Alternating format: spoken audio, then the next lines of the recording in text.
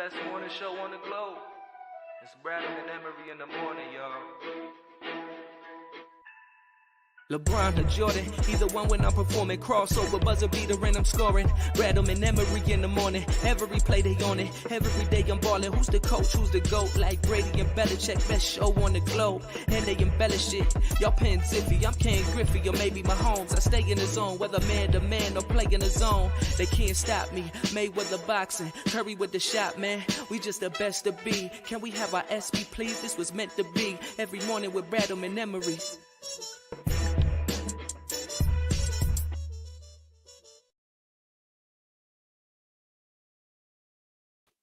Yes, sir. You know the vibes. Bradham in the morning. Marcus Bradham, just Emery. Yo, a little bit of an extended hiatus, but guess who's back? Yes. We are back. Yes, we are. Spent the weekend in Boston. Was it cold? Able to watch. No, it was beautiful. Was it? Summer-like conditions. Oh, nice. Last time I was in Boston, it was snowing. Granted, it was also December, so that's that. We had 80 on Friday, 86 on Saturday. Ooh. Yeah, beautiful weather. A little toasty almost. Got to watch a real basketball team Friday night. Did you go to the game? Did not go to the game, but they were in Milwaukee.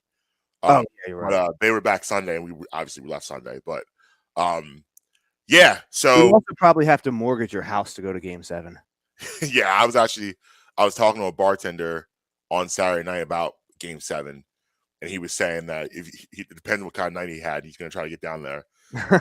it's talking at least, a stack at least to get in the door. Oh, minimum. I saw. I mean, obviously, floor seats are in their own category. Yeah. But I saw even the crappy corner floor seats were going for 15 to 17. Yeah, I mean, it was funny. It came the running joke of the weekend because we kept passing the TD Garden at different various angles. Like we were going to the city, but it seemed like we were going different ways each time. And every time we passed the TD Garden from a different angle. Well, that's a little weird, but all right. But yeah, we'll talk about that a little bit later because actually some funny stories happened on the trip that I'd love to share. Did you drive? I did, and back road Bradham in full effect. Back roads through New York, through Albany, New York, and then we hit the highways. Back road Bradham for 2.5 hours. It was great. Was it great? That sounds awful. No, it was awesome. It was no traffic. It was a beautiful thing. It's actually a pretty easy drive. What time did you leave? It wasn't a stressful 5 hours at all. Very low maintenance. It took you 5 hours to get there? Yeah. Did you take a spaceship? No, I mean that's a trek. No, you took. That's not true. It was 5 hours and 45 minutes, but we hit heavy traffic once we got to Boston. We were in Boston at the 5 hour mark. But traffic. How was your ride through Connecticut? Fine, not bad at all. Really? Yeah, but again, we left at 10 a.m. something like that. It was 10 maybe. And did you leave? Did you leave Saturday? Friday. Oh, you're traveling on a weekday. All right, that should have cut a little bit. Yeah, I'm sure it was real fun getting to Boston at rush hour. Yeah, we got there literally at the worst possible time. Did you go and get any chowder while you're up there? No, I'm not a chowder man. Really? Had some great eats though. Good food, but I'm definitely not a chowder man. No, it's not for me. But yeah, so while we were gone in our absence, Sixers were eliminated from playoffs on Thursday night. Yeah. I don't really have much to add as far as on the court because pretty much it played out exactly the way and everything that happened. Game 5 happened in Game 6. Yeah. So I don't really think for me, I feel like my closure was after Game 5 when it comes to the season stuff. Off the court is a lot of things that happened over the weekend. Daryl Morey gave Doc Rivers a vote of confidence, said he'd be back. I'm confused by that based on the fact that you just watch your head coach get beat by his own defense for 6 games and couldn't figure out how to beat it. I feel like that's a problem. Execution obviously wise, they weren't great, and that's not on Doc Rivers.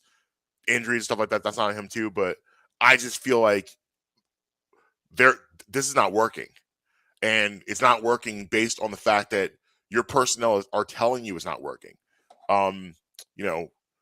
Let me see. I got Tobias Harris quote right here. Let me pull it up. Where you at, Toby?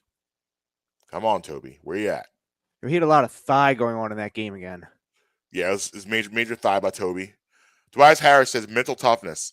That part of it. I don't think we have it yet, right? In the Milwaukee game yesterday, that's a team that's been through the fire, being able to fight and just keep going. I think at times for our group, too many things just affected us as a whole. We drop our heads too much. Our body language at times is crappy, and we needed that to be better throughout this series. And I think that hurt us in this series. Our mental toughness for sure hurt us. You go up to Boston, look at their Game 5 loss, which was a heartbreaking loss for them. You know, a lot of bad plays down the stretch. They got outscored by Milwaukee, 11-2. Dallas loses by 30 in a Game 5. Yeah, was that 34? I think didn't they get up to close to 50 at one point? Yeah, they end up it was 110-80. They lose their Game 5. So but look at the coaching. Udoka, who was on the Sixers staff, coincidentally, and Jason Kidd. I heard a stat. You ready for this one? What's that? Make sure you're sitting down for this one. I am. Since 2018, 3 Sixers assistant coaches are now playing within 2 years in the conference finals. So 3 of them. Monty Williams, Doki. And he was last year, one of them was on the Atlanta Hawks team. Yeah. Honestly, I don't remember what his name is, but the Atlanta Hawks had one of the assistants for the Sixers last year on their staff. Yeah, we're talking head coaches now because head coach was eliminated last night. But yeah, so you saw that Dallas faced adversity down 30. They lose Game 5. They come back and win the series. Milwaukee goes on an 11-2 run to close out Game 5 with some really bad plays from Boston down the stretch. They recover to win Game 6 and 7. And, you know, you look at the culture of both those teams, you see why. And that's a problem here, right? Like it's a culture issue is what we're seeing. And Doc Rivers is supposed to change that. He was supposed to help clean that up. Because really this is a residual effect still of the Brett Brown era. This is kind of how they were with him also. But Doc Rivers is supposed to be the guy to come in, hold guys accountable, blah, blah, blah, all that stuff. And obviously it's not happening. It's also confusing because this was not Daryl Morey's hire. So if he fired Doc Rivers, I don't think anyone blink an eye, knowing that he was here before Daryl Morey got here to hire his coach. You know, every GM usually wants their guy in place, and this is not his guy. So it's confusing for a lot of levels. Now, listen, we know these guys, they have known to be liars and blow smoke up our behinds. That's happened. Maybe this is one of those scenarios. I just thought it was weird that he actually gave him the vote of confidence and said, Doc Rivers is our coach, because he didn't have to do that. That was strange for me. It was very weird because, number one, well, let me back up real quick. Can I just dive into that Doc Rivers post-game presser real quick? Yeah. What was it? Talk about revisionist history and rewriting the narrative. Yeah. I'm going to just start at the top with the quote that just jumps out. When he came here, there were no expectations. No one expected them to do anything.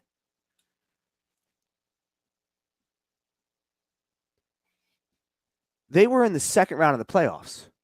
Yeah, Game 7 had already happened, and they lost to Boston the year before, and then they lost in the bubble to the Celtics in first round. But that was Doc. You were brought in here to push them over the edge, right?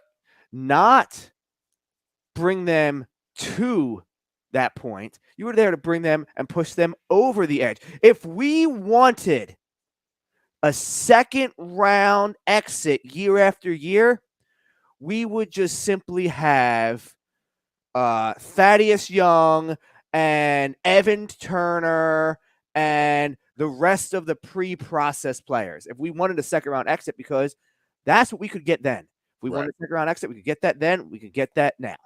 We got second round against Toronto, second round against Atlanta, second round against the Heat. So stop saying, oh, we had no expectations. Doc, you failed. Just it is what it is. You failed. You are just too sensitive about your legacy. Right. And like, I mean, I saw a funny meme on Twitter over the weekend. This guy had like a Gucci backpack, and one of the straps is like broken off, and the other one is severely frayed. And the guy has like bobby pins in there trying to hold it up. Mm-hmm. And it was like Doc Rivers coasting off that 2008 Celtics championship. Yeah. And that's exactly what it is. This, Marcus, you know what happened when he won the Celtics championship? You know what everything that happened last time he won that? Marcus, I was in high school. Yeah. I was in high school. Right. So, I mean, it is a slap in the face to the fans, the season ticket holders. Obviously, they aren't fans, but specifically season ticket holders, even the reporters who get talked down to him after every game. This is a slap in the face for all of them. I mean, Josh Harris, show some gumption. You let the NBA come in here and push out Sam Hinkie and bring in Jerry Colangelo. And then he hired his son, who decided to make burner accounts and trash your MVP caliber player. Blunder after blunder after blunder after blunder after blunder after blunder after blunder happens. And then, to cap it all off, you go and you bring Doc back for a third season. Now, just like you said, they've been lying. We were told Doug Peterson wasn't going to get fired. Right. So I can only hope and pray and keep my fingers crossed that my phone will ring. It will be Daryl Morey, and he will say, Justin, pick him up and take him to the airport. Yeah, I mean, and I would, if I was to retort to that, whole comment he made, you quoted, I would say, okay, well, explain to me the Dallas Mavericks. Like, I'm so glad Howard got in his ass. Like, yeah, me too. Like, how did that happen? How did Dallas happen this year? How were they able to figure it out within a year, change their culture, completely become a different style of basketball defensively in 1 year? How did that happen? How was that able to take place just that fast? The Boston Celtics, I know it wasn't a big personality change, but you have a rookie head coach who literally stuck to his guns. They were a below 500 team in January. And, I've been telling you guys for about 2 months now that's the best team in the East. It's the best team in the East. But going back to January, they were a below 500 squad. And he kept sticking with his guns. Listen, this is how we're going to play. This is how we're going to play. And they were talking about breaking up those two, Tatum and Brown, all of that stuff. And he fought through that. They're in the Eastern Conference Finals. So they've in a way passed you because you've been together longer than they have. Listen, obviously the Simmons thing held things up. And this for me was I had to watch that stupid post that he put out. Ben Simmons. You see that? Yeah. Yeah. Well, I don't want to focus on him. That's our home never play basketball again. This wasn't championship or bust for me. It wasn't at all this year. However, it's getting to the point now where, you want to see some evolution. You want to see something. And this was to me, this Heat team, they were a beatable team. I get it. I get the Embiid injury and all that stuff like that. But there were still, despite all that, chances to get it done. And the fact that how ugly, because that's really what it was about. If they lose game 5 and game 6 in close manner, okay. If they were competitive, okay. Nothing says it more than, the Jimmy Butler play towards the end of game 6 where he takes a jump shot, was able to get his own rebound, go to the corner and hit a 3. And, James Harden did absolutely nothing about it. And Jimmy Butler was running down the other end of the court, literally saying, wow. Like in a sense, like, I cannot believe you guys are quitting like this and going out like this. Because that's what really happened. They all kind of just quit. Jimmy Butler opens up some old wounds with him entering locker room. Yeah, I didn't need. I don't know why he had to say that about Tobias Harris. That was a little mean, but also he also said in an interview, he was being interviewed by ESPN, and he said, "quote Yes, I would still love to be on this team." which brings up, obviously the old wounds of him being shipped out of here just because Brett Brown didn't want to coach him and Ben Simmons had his feelings hurt. Well, you heard him come out and talk on JJ Redick's podcast, right? Yeah, I was gonna bring that up. I remember we weren't doing a show at all. I called you about that. Yep. And what ended up happening was that was on like a Tuesday. The pandemic hits on Thursday, so it was completely wiped out. It like, because I was like, this is gonna be a huge deal. This is a major story. It's a huge deal, and the pandemic kind of like, obviously that changed the narrative of everything, and everything shut down. And no one really has addressed that interview. Like, it hasn't really been talked about as much as I know it would have been if, things that the events didn't occur. It is where Jimmy Butler is basically talking about Brett Brown and how bad things were here and how really there was just no clue, no direction. Nobody questioned anything. It was accept it and move on. Don't ask questions. Put your head down and keep moving. Right. And listen, Jimmy is a difficult personality at times, but that's not necessarily a bad thing. This team needs a difficult personality.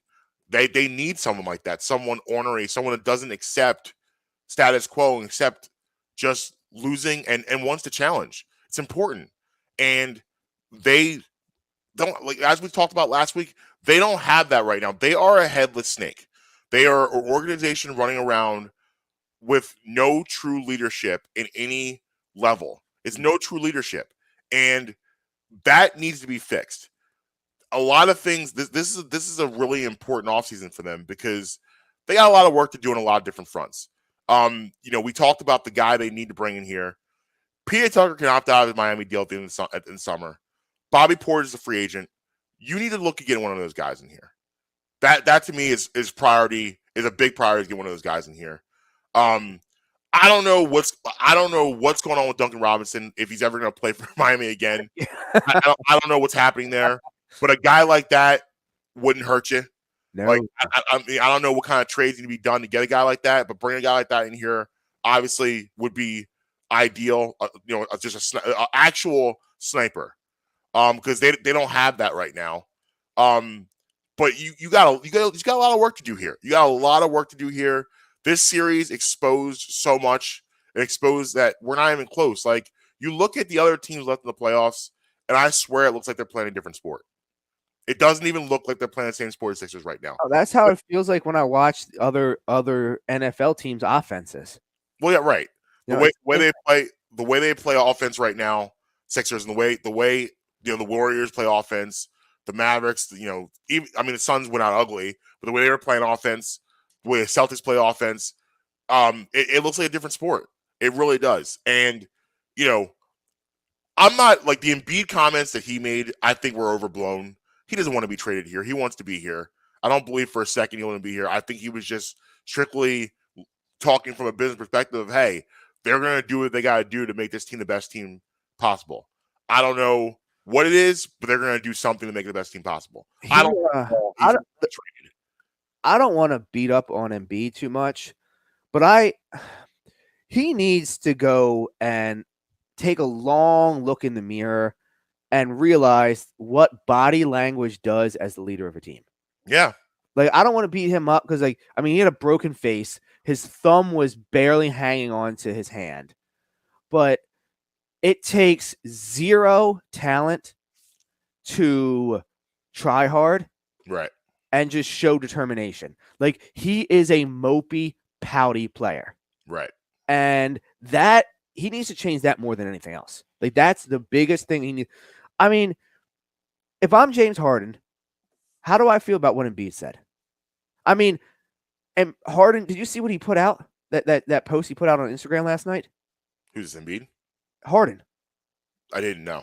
Oh, let me pull it up because I don't want to misquote what he said. But it sounds like a veiled shot at what at the response a response to what Embiid said. Oh God. Speaking of Harden, I was actually here it is. First off, he spelled quiet wrong in the post, but that's beside the point. I be quite about blank. I just let people talk. It's a lot that goes on to it. I just got to keep pushing. Okay. Yeah, it sounds like he's definitely talking to somebody. I was actually low key encouraged by his comments in a weird way, his conference, because he addressed his body. His trainer also addressed his body in the past couple weeks about how no, he was not in the best of shape going into the season. And he whose was fault not, is that? say it again? And whose fault is that? Yeah, right. And he was not where he should be. And I'm really hoping for him this was a wake up call, and he dedicates himself this summer to fitness, losing some weight, getting in some open gyms, playing a lot of ball, getting himself back. And I think that's where he's at. Like, it sounded like to me, the way he was speaking, that's where he's at. That's what he wants to do. Like, which is obviously great for the Sixers if that's where he's at, that's where his head is. It better be, because the last thing that I've said it before, and I'll say it again, Marcus. The last thing that I want to watch next year from James Harden on this team is dribble, dribble, dribble, dribble, fat, fat, fat, fat, dribble, dribble, dribble, fat, fat, miss shots. I don't want to see that. He needs, 15, 20 pounds? Yeah, I would say 15, 20 pounds, yeah. Like, you need hot yoga, get that hamstring. Like, I want you to be able to put your leg behind your head. Right. Right. You need to go back down to Houston, go to Arizona. Yeah, go hamstring was for him being out of shape to begin with. That's how that happened in the beginning. He wasn't in the greatest shape when he came from Houston to Brooklyn. Fat suit, Marcus. He's got the fat suit back on. Yeah. But the Embiid, like I said, most of the Embiid comments didn't bother me. The only part of that was when he said, I'm not the general manager. I don't like when my best player says like that, because you are, and you should be a part of the process of putting the squad together. The comment should have been, hey, you know what? Yeah, I'm going to talk to Daryl. We got to figure this out. Like, put the best roster together around myself, James, Toby, and Tyrese to make sure we can, compete. And, this doesn't happen again. Like, we want to get to the next round, and we got to have these conversations. That's the kind of energy I want you on. And, I don't like the fact that he's kind of putting it on them. No, you need to have input on this too. I want to get your opinion on his quotes about lack of shots. James Harden, you didn't hear his quote? I think he only took 2 shots in the whole fourth quarter, or the whole second half. Second half, yep. And they asked him about it. Did you hear his response when asked about it? I don't remember it, but could refresh me. So I'm paraphrasing a little bit. This isn't word for word exactly. I forget the exact wording of the quote, but it was along the lines of, well, I passed the ball and it never got back to me. So I didn't get the chance to take it. Oh, right. Yeah. What? Right. Because most of those possessions were a lot of dribbling and then him desperation giving the ball. You're the point guard. Like, you have the ball in your hands. Like, take more than bring it up and let it rip. Listen, let's just call a spade. They were frustrated by a junk zone defense. And that, here's the thing. Then Howard pressed him on it. Right. Howard then says, well, is it the way that the coach schemed up the plays that you didn't get the ball back? Why didn't you get it? Why can't you be more aggressive? You know what his answer was to that? Next question. Right. I'm beginning to wonder, did Doc lose the locker room? Again, but that's why that brings us back to the bigger issue of what we go back to Daryl Morey and why he was so quick to give the vote of confidence. It didn't nothing that I saw this series was like, yeah, we should definitely bring this guy back. Like, it was at the very least we're gonna have some conversation behind closed doors and we'll see how everything shakes out. But like the idea, like he was so boisterous of, Doc is our coach. That to me was a little weird. I don't know why. After what you just watched, why you thought, because we can't just say this, what happened here was everything was about Embiid. We can't say that. This was because at the end of the day, you tie the series. It's 2-2.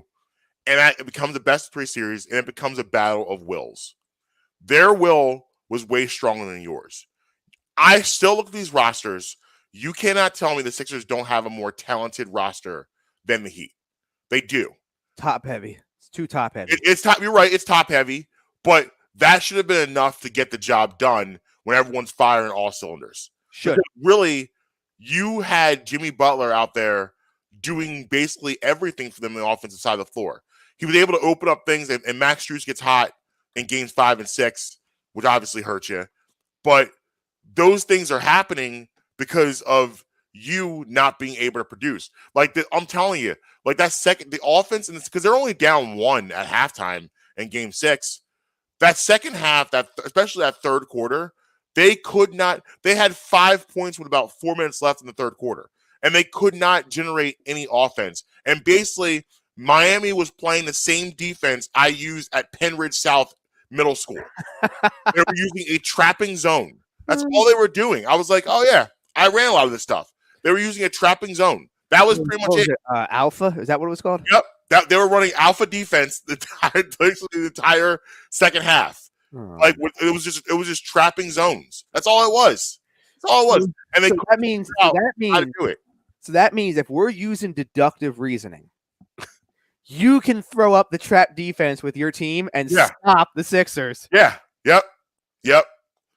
So it was just like that. For all those reasons, I just don't feel like you can just say with confidence, yeah, this is the guy I want.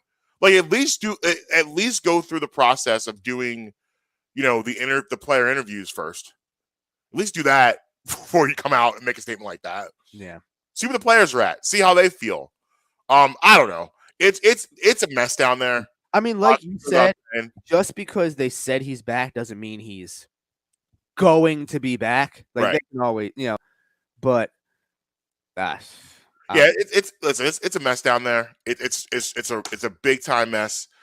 They got a lot of work to do to make this team viable for next season, because obviously if you come back looking any semblance of this, I mean, I'm not gonna say you're gonna lose a fan base, but it's gonna be a lot of unhappy people. We're getting to that point now where people are at, listen, wake us up when you're in a closeout game in the second round of the playoffs.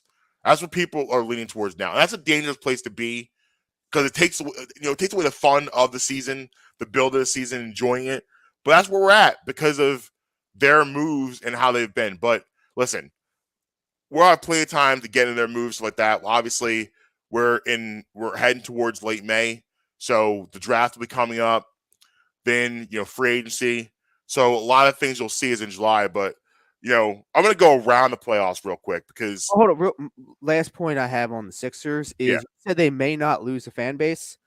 Will they lose everybody? No, of course not. But I can tell you this: I contacted my season ticket rep. Mm-hmm. And I told her that I'm not interested in tickets and to just eat my deposit. I don't care. Wow.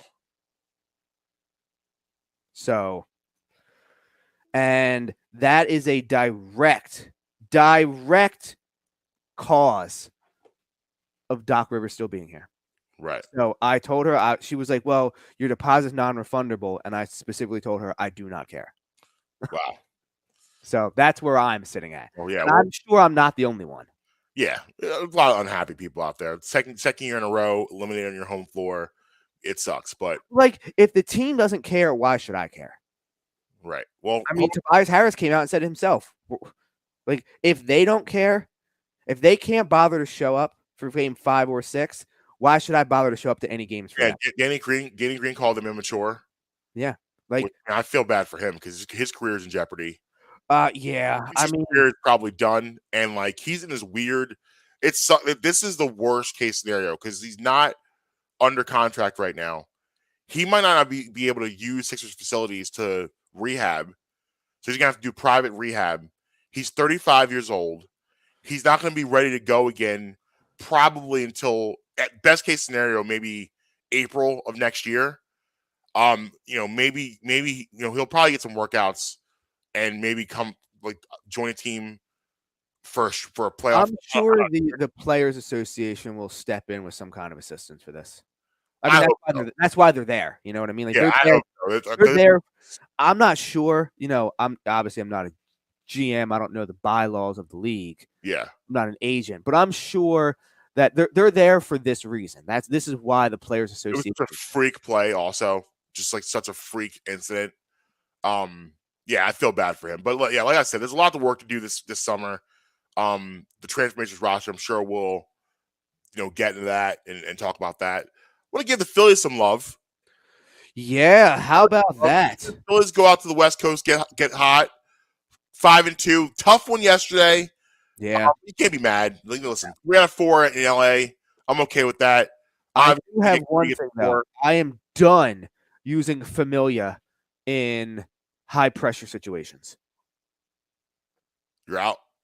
I'm not bringing him out of the bullpen in high pressure situations. I'm not cutting him. I'm not setting him down, but he is no longer coming into the game in pressure situations anymore because I can't trust him. Yeah. Knebel blows it yesterday. I mean, listen, you get a 2-out rope by Seager who hits a triple. Mm-hmm. And then, obviously it puts some stress.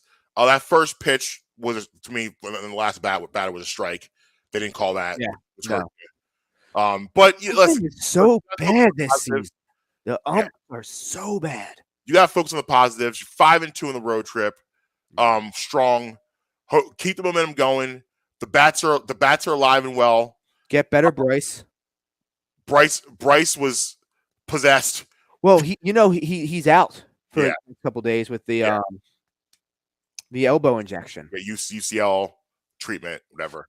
Yeah, I mean, let me ask you this. It's just tough. He was swinging a crazy bat. Well, let me ask you this. If you're him, mm-hmm. do you just get the surgery? Because what is good is he's going to need Tommy John surgery. That's what the injury is. He needs Tommy John surgery. But he's not a pitcher. Right. So it's a completely different timetable for him. If you're Bryce, do you get the surgery? He's not going to do it. No, he's not. He's come out and said he's not. I'm saying if you're Bryce. What's the timetable for a fielder? I think 4 months. Let me see. Yeah, he's going to wait till the offseason. Because because the thing is, the DH saves them with this. Because, okay, he could DH for the rest of the year. That's not a problem. A full recovery for a position player is anywhere from 4 to 6 months. And Bryce is, he's a above average fielder. If you, I wouldn't say like you got to have him out in the field. No, he's not. Actually, you do, and I'll tell you why. Because Castellanos can't play right field. Yeah, I mean that's why. But no, I'll say he gets the surgery. Say he were to get the surgery today. Mm-hmm. You make the playoffs. Bryce is back for the playoffs. But do you think they can make the playoffs without him? That's the thing. Like, is it? Will they put in extra wild card spots, and you spend $170 some odd million in free agency? The answer better be an F yes. Yeah, I mean, it better be. I mean, do I think it is? I mean, I'd be naive to say yes. Let's take the reigning MVP off the team, and they still make the playoffs. Obviously, by the way, it's hitting like an MVP again. Like if you're interested, 34 in his past like 5 games. It's disgusting. Marcus, if you're interested, it's 18-1 odds for him. I'm interested. If you're interested, it's 18-1. Yeah. So shout out. Look, they're playing well. Yeah, very good. At a very time. We need some distraction. So I was gonna say, I guess we're gonna switch heavily to baseball in a couple weeks, I guess. Yeah, absolutely. We'll definitely dive into that, do some deep dives in that. But the NBA playoffs are still going on. My dream scenario has come true. I'll be watching my Luka in the Western Conference Finals take on the Warriors. So I'm very excited for Game 6, Clay. I'm looking forward to that. That's gonna be fun. for a lot of different reasons. Those last couple games was extremely intriguing and interesting with that series. How things completely shifted. Devin Booker has quickly got a reputation as being, the biggest trash talker in the NBA. Luka's coming off the court. I'm sure a lot of you guys have seen this already. The clip of him coming off the court saying everybody's tough and they got a lead, which is a nod to MJ. If you go back to The Last Dance, you got the scene with MJ with a cigar and he has a baseball bat. Oh yeah, talking about trash talk, and he's like, it's easy to talk trash when you're ahead. He's like, but I know you're a good man if you talk trash talk when it's even or you're behind. That's when you really got to talk the trash. Was that when he was like, they asked him if he's worried about losing the first game, and he's like, "Why would I be worried about losing the first?" Is that the same? I'm not sure what scene. I just remember he had the cigar in his mouth and he had the baseball bat. Yeah, well, I know he's in the locker room, right? Yeah, I remember. I'm not sure the same thing. He's sitting there, and I forget it. I think it's Ron Harper actually that says something to him. Yeah, and he's like, "We're only down 1-0." He's like, "You worried about being down 1-0? I'm not worried about being down 1-0." He's like, "It's a 7-game series." He's like, "We can still win this 4-1." Right. Like, I'm not worried about being down 1-0. Yeah. So I thought that was interesting. And then he goes out there, they get game 6, and Luka came out to snatch ankles and souls last night. And you know what? I'll tell you the exact turning point was when Booker grabbed that dead ball out of his hand with Luka trying to throw it to the ref. Yep. The series turned then. That's when things turned to a deadline. And like last night, Luka didn't touch rim in his first 3 shots. And listen, going back to Sixers, this is what you need from your best player. You need because people are going to swing on the momentum of what your best player, how he feels, how he looks. And you saw in Luka's expressions, he was talking trash to Celebrity Row. I mean, he was engaged, and it got them in a good place. You get 35 from him, which he could have scored 50. They were up by 40, so they took him out of the game, obviously. And Spencer Dinwiddie gives you 34 on his hot shooting. Jalen Brunson chimes in with 23. So I'm excited. I'm really excited about this series because it intrigues me on so many levels. Now, if I'm the Warriors, the way I play this is what I think they're going to want to do. They're going to want to have Draymond maybe guard Luka or Clay guard Luka. You got to put Clay. You got to put Clay. Here's what I would do. I wouldn't do either one of those things. What I would do is I would put a guy like Jordan Poole on Luka. Here's why I say that. Luka is a master at getting the matchup that he wants. What they did was they made sure to get Chris Paul in pick and roll because they wore him down by having Luka post him up constantly. And they also were getting DeAndre Ayton in pick and roll. Ayton had 3 fouls in the first half and had to get out of there. And a lot of them were Luka. And Chris Paul was worn down on those pick rolls having to get to Luka. Luka is an excellent matchup hunter. He's a master at hunting matchups. So if you take Draymond and Clay and you have them as help defenders, it's going to make it harder for him to hunt the proper matchups. Because that's what he wants to do. He wants to get those picks, and he wants to play off those picks, get those switches, and the matchup that he wants. So even if Draymond or Clay is guarding him, they're going to get switched off to a weaker defender. He's going to find Steph. He's going to find Jordan Poole. Now, the luxuries you have 3 elite defenders in Clay, Draymond, and Andrew Wiggins. That's what concerned about the series is that the matchups, like he only has 2 favorable matchups probably in his favor is Jordan Poole and Steph Curry. I don't really know the other. Well, actually, Jordan Poole doesn't even start. So Steph Curry is the only really favorable matchup on the court for him right then and there.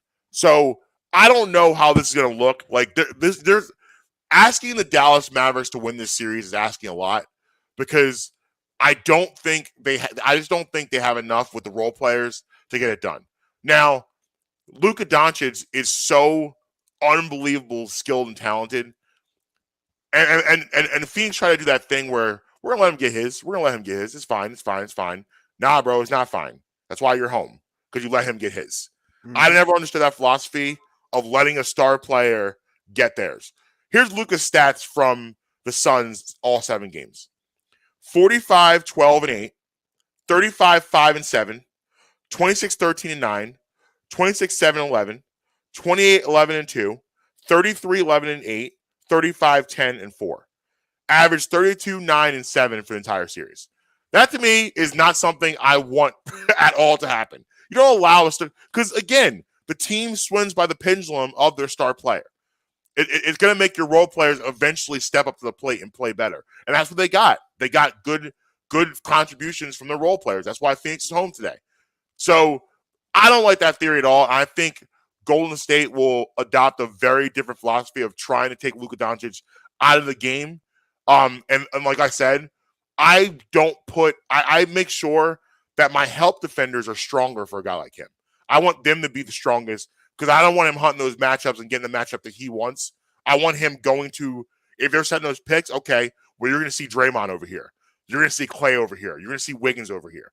They're going to try to hunt and seek out Steph Curry, which makes sense, but it's going to be difficult because there's a lot of good defenders on the floor. Now, another thing I will say is Draymond is going to talk trash. He's going to try to punk Luka. Bro, that's not going to work. Luka has shown he's no punk. That's not going to work. So if you think you're going to talk him to death and you're going to take him out of the game, it's not going to work, bro. He's not going to be scared of the moment. That's not what this is. If they're going to lose, they're going to lose because the Warriors is a better team, not because they got punked. Yeah, I mean the Splash Brothers are back, in my opinion, so it's going to be tough. Like I think they should be the favorite in the front runner to win the whole title. I said that at the beginning of the playoffs, and I'm just feeling even stronger about that statement now. Like Clay. I'm not mad at that take. I'm still going Boston. I think Boston's the best team in the NBA right now. I think Boston matches up really well with the Warriors. And that's Boston, I believe, is going to make quick work of Heat. I think Boston takes them out in 5, maybe 6. This is not going 7 games. No, I think Boston is superior to Miami.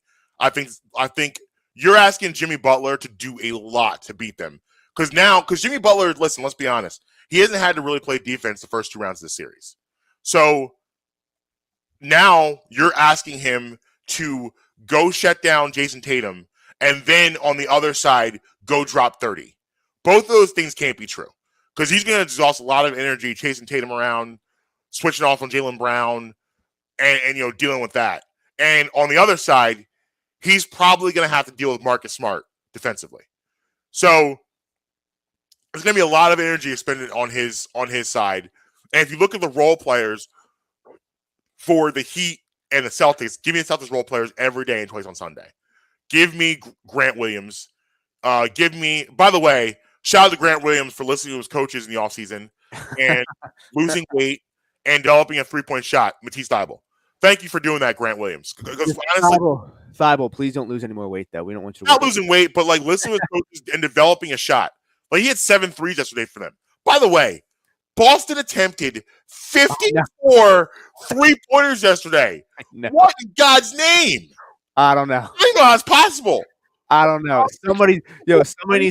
Somebody needs to ice up today, though. I know that.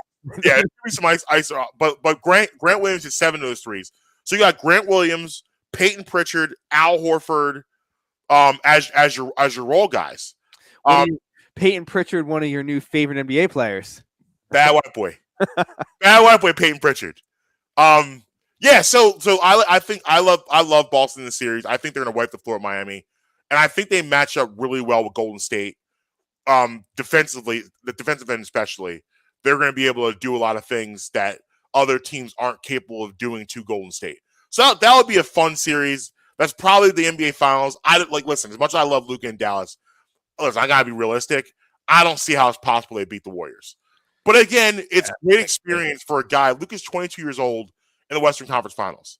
So it's great experience for him to get in there and play against a team like the Warriors. I think it'll be a really entertaining series. I think the Warriors probably take him out in 5 or 6. But I think it'll be really entertaining and fun to watch, which I'm excited about. Yeah, I'm so numb to basketball from the Sixers. Like, I like basketball and I like the NBA too much to not watch it. Yeah. But this unlike baseball, like I won't watch baseball when the Phillies are out. I just won't. Yeah. I'll still watch basketball, but man, did the Sixers suck the life out of me sometimes. You know what? It's interesting you said that because I went into Game 6 extremely like, all right. Like I watched it and I was like, I know what's gonna happen here. I feel like I know what's gonna happen here. I was kind of like, okay, at least we didn't have to do this on Game 7. At least we didn't have to do this on Game 7. I was kind of like, it was the feeling was more like relief. Like, all right, this is over. We knew it was gonna end ugly. We saw it was gonna end ugly. Okay, it's over. Fine. I'm like, I don't know, and I'm actually really excited about these matchups.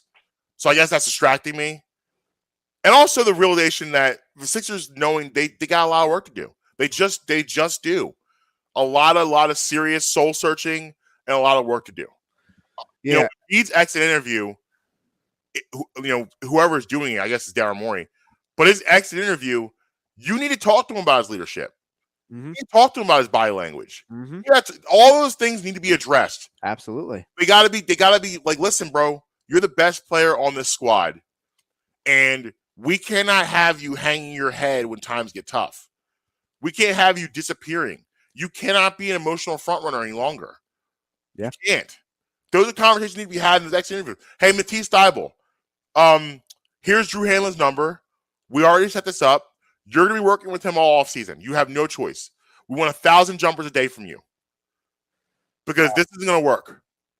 I saw somebody put out a tweet that they spotted Kendall in Slovenia. What? I mean, it was a joke, obviously. Oh. They're like, I thought I just saw Kendall in Slovenia. I was like, oh man, jokes coming out already. Jokes. Yeah, I mean, some really tough conversations to be had this season, but like I said, I think the NBA, this is gonna be a fun. If it was like bad series, I think it would bum me out. But I'm really excited, looking forward to watching this. I think it's gonna be some good basketball over next month. I think you're setting up for a nice NBA final with the Celtics and the Warriors. And I think that's going to be a lot of fun to watch and stuff. So yeah. I'm excited on that front to do that and have that.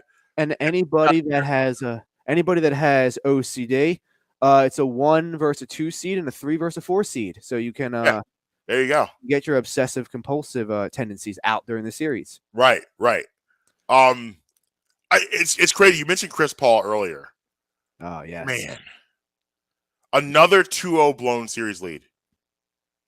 Like, if you're him, you're just like, what do I have to do to win an NBA? Like, what do I have to do? Well, he's 0-6 in Game 7s.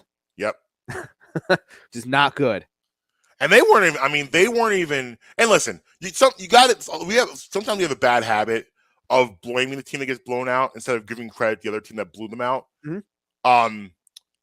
Dallas smothered them last night offensively and defensively. They really did. They smothered them, took control immediately, and just never looked back because of their dominant play. They had 27 points at halftime. 57-27 at halftime.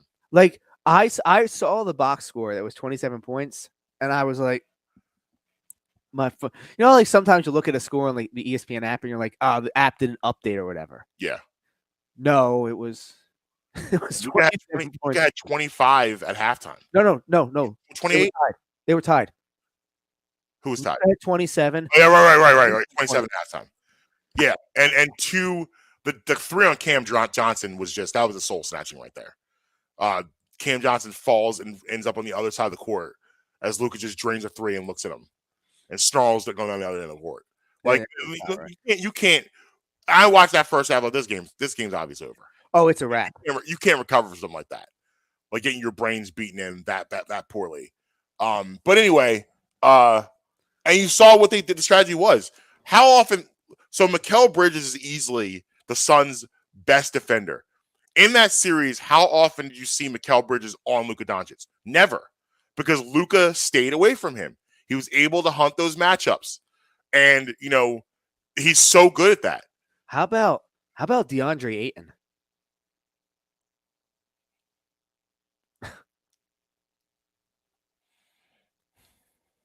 I mean, Well, he was abused. I mean, he had a soul snatch. no, but he refused to go back into the game. In the second half. That's why he didn't play. It's not that he didn't get benched. Monty Williams called his number. He wouldn't get up. Monty Williams said, "Do you want to play anymore?" And he said no. Making people quit. And then they asked Monty after the game what happened. I mean, Monty likes to joke around, but he's a serious guy. I've never heard like such a stern voice. They asked, and he cut the reporter off. He goes, "It's internal." Next.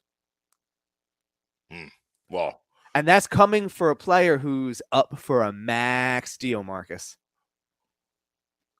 Yeah, I mean, and there's been talks about him and his personality. I mean, I don't know if I'm surprised that he. Well, I mean, how do you give a guy a max contract that refuses to get off the bench now? Right. I can't. Yeah, right. No, I agree. Pigskin? Say again? Pigskin? Pigskin? What do you mean? Eagle schedule? Yeah, let's do it. All right. So, schedule dropped on Thursday. By the way, I didn't put it out there because I didn't want to be incorrect. I had gotten my hands on the schedule leak around noon that day. Mm-hmm. I didn't say anything because I didn't know if it was correct, but it turns out it was accurate. It was accurate. Okay. Now, I didn't have the dates. It didn't have the times. It just had the order of the games. But it was the leak that I saw was correct. So, Marcus, the line at MGM is 8.5 wins for this Eagles team. Okay. At 1.5. Okay. What do you feel about that? I think I have to take the over now. Yes. Logic will tell you to take the over because they were a playoff team. They got 9 last year. Yep. So better roster this year. So let's run down this real quick. We'll do wins, losses. Oh boy. Okay. Now remember what we did last year. Yeah. Okay. Wasn't that far off though. Yeah. We had 9. I had 11. Yeah. So let's go. Week 1 at Detroit. It's a win. I agree. Home week 2, Monday Night Football, Vikings. I think that's a win. I do too. Going week 3 to Tailgate Bradham will be in the building. Yeah. For Monday Night Football. Yes. Tailgate Bradham will be there. I will be present as well. It'll be September. It'll be good weather. Good weather. Be I will be warm. in the building strong. It'll be Monday, so I won't have to be doing Lombardi show. Yeah. I will be present at that tailgate. Yes. All right, so game 3. So we're 2-0. We're going to Carson in DC. Loss. Ooh, okay. 3-0. Okay. Doug comes to town week 4. Win. We go to Arizona. Loss. Oh, okay. Dallas at home on Sunday Night Football. Win. Ooh, we don't get Dallas at home a lot on Sunday night. You're just always there. Yeah, it's Sunday night at home. So they're 4-2. Okay. Bye week. The Pennsylvania Bowl at home. Win. I agree. You go to Houston. Win. Win. Oh man, it's 6-2 right now? Yes. Oh, come on. I don't want to do 11 or 12 again. Come on. Washington at the Eagles. Oh no, revenge. You win. Thursday night. 7-2. At Colts. Loss. Packers come to town. Loss. Titans come to town. Win. Okay. Now we're hitting the last 5 games. 3 of them are division, and you have them at, I believe, 8-4. Yes. At Giants. Are you kidding? Win. At Bears. I know. You just say it. I don't understand. Let's win. I know. Christmas Eve in Dallas. Loss. The Saints at the Eagles. Maybe Drew Brees, maybe not Drew Brees. Yeah, what is Drew? We'll get to that after the schedule. We'll get to that. Can he arm himself down somewhere? Yeah, we'll get to that after the schedule. Yeah, Saints at Eagles. That's a dub. New Year's Day. New Year's Day during the Mummers Parade. Okay, it's a win. And ending the season, the Giants come to town. Bro, they're not winning 12 games. How did this happen? They had the honestly, they have the I guess they could. They have the 30th ranked schedule in terms of difficulty. Yeah, I guess they could. I mean, there's a lot of wins to be had there. That's why the 8.5 over. I mean, you can lose 1 or 2 games you should win, and you could still clear the 8.5. Right. And I feel like I'm looking at this I'm trying to be as fair as possible, but yeah, there's not a lot of difficult things out there. There's really not. You're telling me that we're open with Detroit and Minnesota, and honestly, I gave them the loss going to Washington just out of the ebb and flow of the schedule, and just the idea of I don't know they're good enough to start 3-0.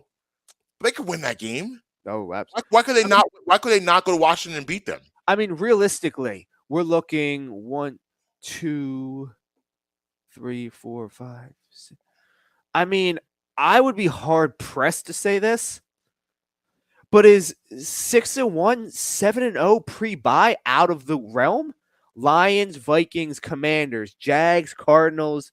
Wait, it would be 1, 2, 3, 4, 6. Is 6-0 pre-bye out of the realm of thought? Lions, Vikings, Commanders, Jags, Cardinals, Cowboys. It's not. I mean, the only time that you leave the Eastern time zone this whole season is your game in Dallas, your game in Houston, and your game in Arizona. Other than that, even your road games are in the Eastern time zone. We touched on this last week a little bit, and I'm still surprised by this. The Pro Football Focus having, the poll best teams in the NFC completely, and the Eagles are up there as a possibility. Also, Dan Patrick had Ross Tucker on last week, and they were talking about sleeper teams, and Dan Patrick brought up the Eagles as one of those teams. Mm-hmm. And Ross Tucker co-signed. He was like, "Yeah, I didn't want to say it outright. I want to be like a homer, but yeah, they definitely have potential." Because here's the thing about the Eagles is what do everyone say about football? It starts in the trenches, and the Eagles have a really good offensive line and a really good defensive line. And that's the beginning of a great football team, having both of those things intact, and they do. So who knows? I mean, maybe this team is. I mean, listen, it as we always say, it's gonna come down to number one. Mm-hmm. What is number one? What is the growth of number one? Who is he gonna be? Has he improved as a thrower? Is this offense gonna be an NFL offense, or are we looking at Central Bucks West offense? What is it gonna be? That's the $1 million question. So that's really where everything lies, is with him and his progression as the second year as an NFL quarterback, starting NFL quarterback. So yeah, we'll see. I mean, the schedule is very, very easy. It's there for the taking. So we'll see. One of my favorite parts about when the schedule comes out is everybody on Twitter talking about which road games they're going to go to, and then they don't show up. Right. Man, when they put out that Vegas game last year, everybody in the world, I'm going to be at Vegas. Right. I'm going to be in Vegas. Right. I'm going to be in Vegas. And Marcus, what did I tell you when I was there? Yeah. I was walking around. I'm like, where's I everybody? don't see nobody. I'm here. I don't see nobody. Right. The only person that was there was E. Yep. And I mean, obviously he was there. So right. Yeah, he's like, everyone, oh man, I can't wait to get out to Vegas. Blah blah. I'm walking up down the strip and I see no one that said they'd be there. So This Right. year, everybody's like, "Oh, I can't wait to go to Houston." The Houston my God. game, the Houston game is the same week as Sarah's birthday. I very well could be at the Houston game. I guarantee you. There You you know go. who I won't see?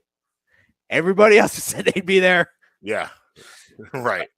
but Yeah, I mean, look, I guess we'll obviously dive into Eagles football a lot over the last couple weeks. let me also ask you this: Yeah. two betting things on the Eagles this year. Okay. 3-1 to win the division. I like that. Yeah. I like that a lot. Yeah, I think they're the best team in the division right now. Secondly, Nakobe Dean to win Defensive Rookie of the Year, 20-1. Worth a shot. I mean, definitely an impact position defensively. Well, the thing is, you got the way that like Offensive Rookie of the Year, I feel like is much more ambiguous of an award. It could go to a quarterback, they're the front runner, but then you gotta have a guy like Jamar Chase who might put up 1,500 yards. Like the offensive rookie, I feel like is a little bit more difficult. I look at Nakobe Dean. If he's a starter, which I believe we both think he will be the starting middle linebacker for this team, and he stays healthy, what stops him from 200 tackles? Right. I mean, like why can't he get 170 to 200 tackles this year? Right. As a rookie, that would absolutely have to put him in to. Yeah. I'm saying, say he gets 170 tackles, 2 forced fumbles, a pick, and 3 sacks. Right. How can he not be in that consideration? Right. One knock against him though is he has a guy who also is 16-1 on his own team, Jordan Davis. But here's another one if you're looking for value. Kyle Hamilton with the Ravens, 11-1. I'm thinking about putting someone on all 3 of them. I know that all 3 can't win, but I'm thinking about like going through those numbers are too juicy. Sauce Gardner. I do not remember. I can pull that up real quick though. So that's those. I look at more of the glaring positions, like defensive lineman. You're gonna have to be ridiculous. Well, the reason why I brought up Jordan Davis because he's just a different cat out there. Right. Like I think Nakobe Dean actually has a better shot to win it than him because I think Nakobe Dean's gonna have more opportunities. I think less competition in his position. But Nakobe Dean will be out there for basically every play. He's a 3-down linebacker. He'll be out there basically every play, unless he gets hurt. But let's see. You said Gardner. Sauce Gardner. Let's see. Is his real name Ahmad? Mm-hmm. Okay. 10-1. Okay. Man, I got an alert from Janessa School. Early dismissal, tornado warning on the mountain. Oh, that's odd because it's clear skies and sunny down off the mountain. Yeah, well, it looked a little shady when I woke up this morning. On the mountain. So yeah, anybody else that you like for defensive odds?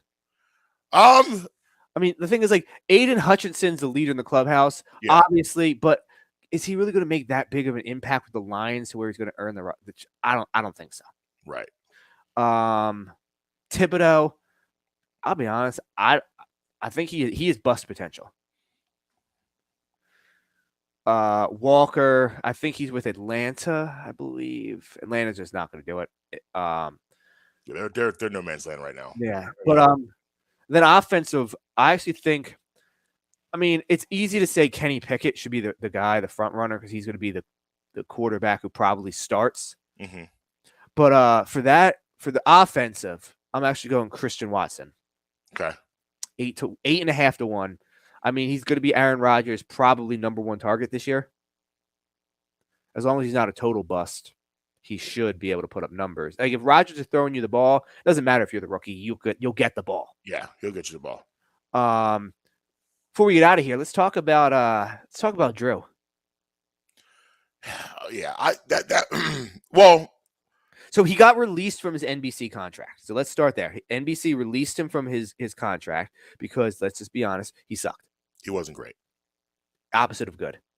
As an analyst, he was okay. As far as like in studio analyst, he was okay. Wasn't good on the games at all. Oh, I actually disagree. I'll flip it the other way. I actually think he was decent on the game. I thought he was terrible in the studio. Okay, I thought his in-game winning was nothing to be desired. And So, anyway. and apparently he hated being in the studio. He would often push back against being in the studio. He wanted to do the games. But Chris yeah, Bell, then he puts out that weird tweet. Did you see the tweet? he can't be serious about coming back to football. He just can't be serious. I mean, he didn't have it when he had No, he lost it 3 years ago. I told the play. If they're playing the Eagles in the playoffs, he drops back.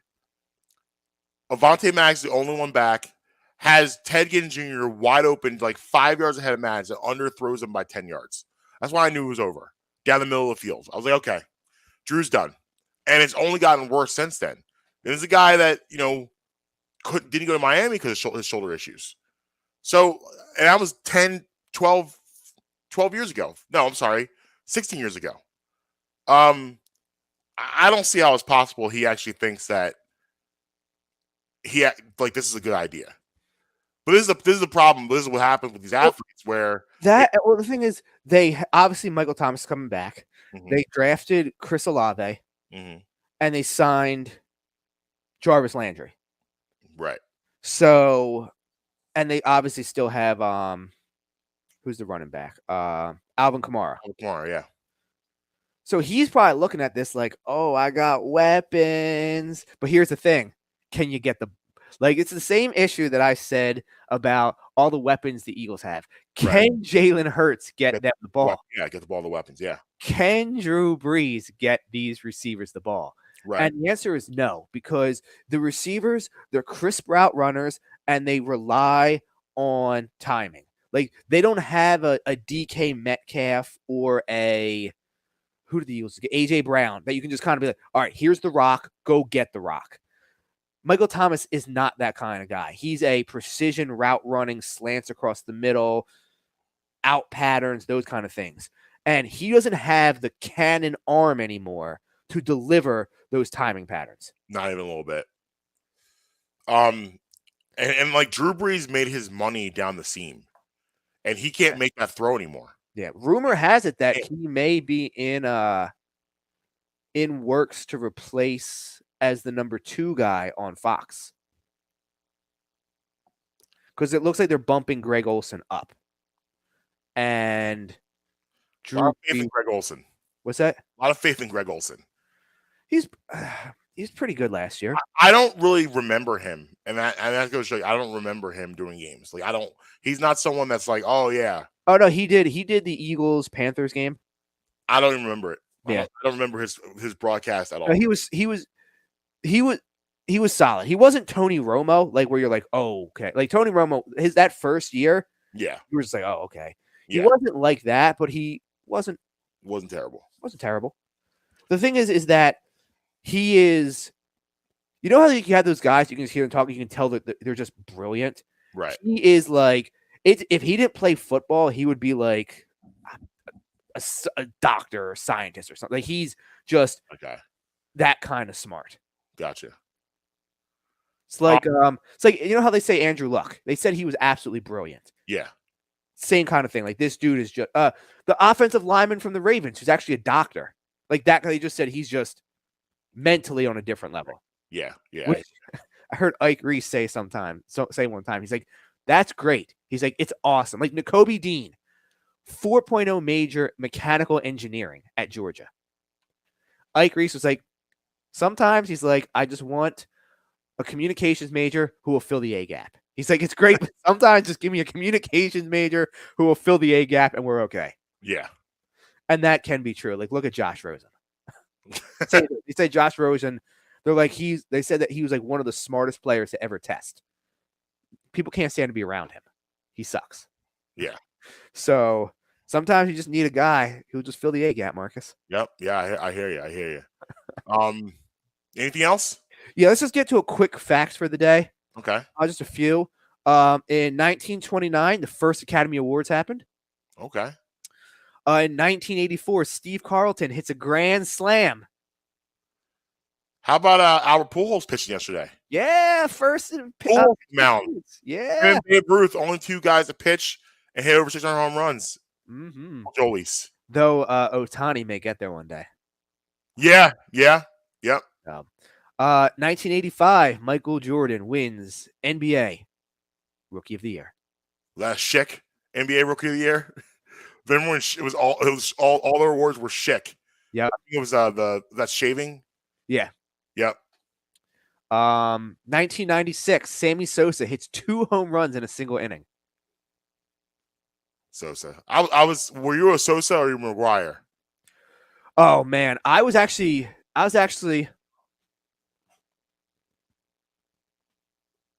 You were Griff. I mean, out of those two, in the home run, I was much more McGuire. Yeah, me too. But that's strictly. It was a terrible reason why. Phillies wore red hats. Cardinals wore red hats. Okay, only reason why. Yeah. I also was only 6 years old, so I get a pass. But if you're giving me that whole group, I was always a Griffey guy. Yeah, it was the Griffey over Bonds. Yes. And then 2014, Barbara Walter retires. Wow, the greatest interviewer of all time, the GOAT. Big time. Now we got some Saul tonight. We're diving into that. Yeah, definitely. New episode.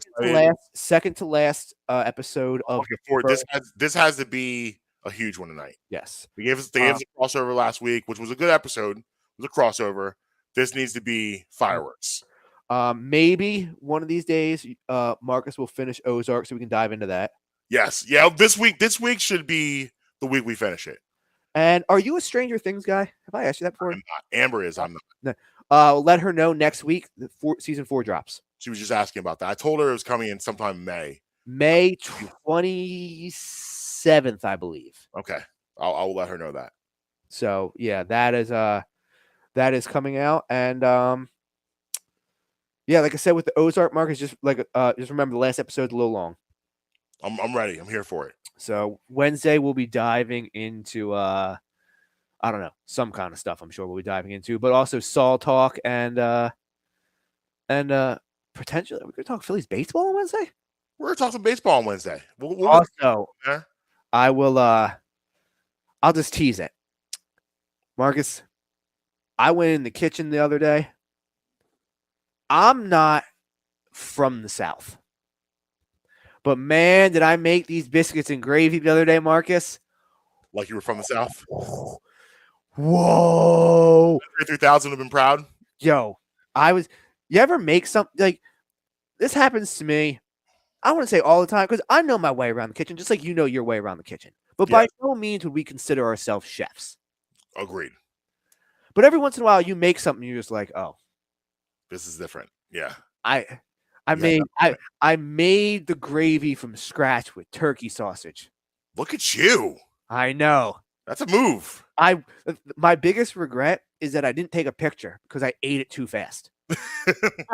So we'll dive into that. We'll be diving into that, and I might have to bring. I know you're a biscuits and gravy guy. We talked about that. Yes. I will definitely be next time. Actually, on Wednesday, I will tell my Boston story. I have a great Boston story from Saturday night. Yeah, I mean, something that's never happened to me in the 21 years I have been out of the bar. This has never happened. It happened Saturday night. Somebody buy you a drink?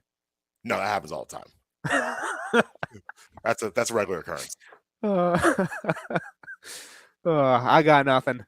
All right, Mark tweeting everywhere. At Justin Emery Show on social media. Bradman Pod everywhere. BradmanShow.com for the merch. Check out our friends at Vantage Jewelers. Go get yourself that bling blang. Bling, bling, bling, bling, bling. Dribble, dribble, dribble, dribble. Fat, fat, fat. James Harden needs to lose weight. Yes, please.